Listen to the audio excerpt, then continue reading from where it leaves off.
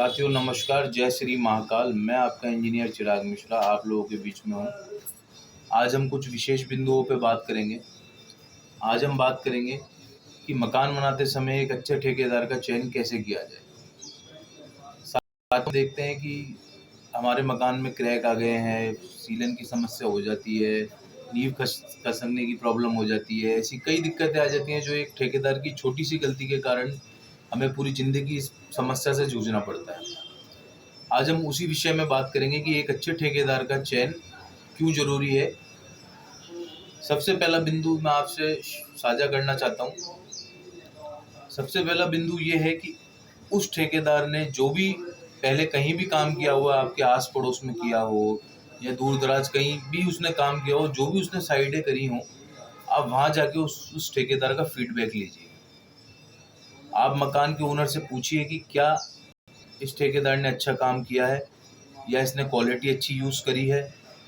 आप आस पड़ोस में फीडबैक लीजिए, क्या उस ठेकेदार से आपको कोई डिस्प्यूट हुआ है, और डिस्प्यूट हुआ है तो क्यों हुआ है। ये सभी चीज़ें अपन को जानना बहुत ज़रूरी है। आज मैं सबसे महत्वपूर्ण बिंदु के बारे में आप लोग सभी से एक चर्चा करना चाह रहा हूँ। आप कभी भी किसी ठेकेदार को अपने मकान का काम दें तो पहली चीज़ तो मैंने आपको बता दी कि आप उसका चयन करिए। आप जाइए, पूछिए कि वो किस प्रकार का काम उसने मार्केट में किया है। उसकी छवि को देखते ही आप उस ठेकेदार को आगे का काम दीजिए। अब मैं सबसे महत्वपूर्ण बिंदु पे आ जाता हूँ।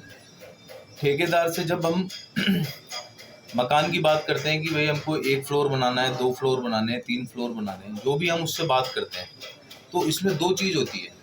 पहली चीज़ तो विद मटेरियल, दूसरी चीज़ विदाउट मटेरियल। विद मटेरियल की रेट अलग होती है, विदाउट मटेरियल की रेट अलग होती है।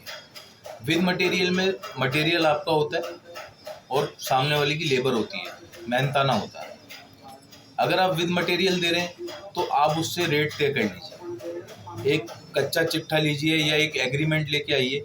एग्रीमेंट लाके उसमें उससे स्पष्ट लिखवा दीजिए कि भाई हमने इससे इस रेट में तय किया है, जो भी मार्केट में रेट चल रहा है।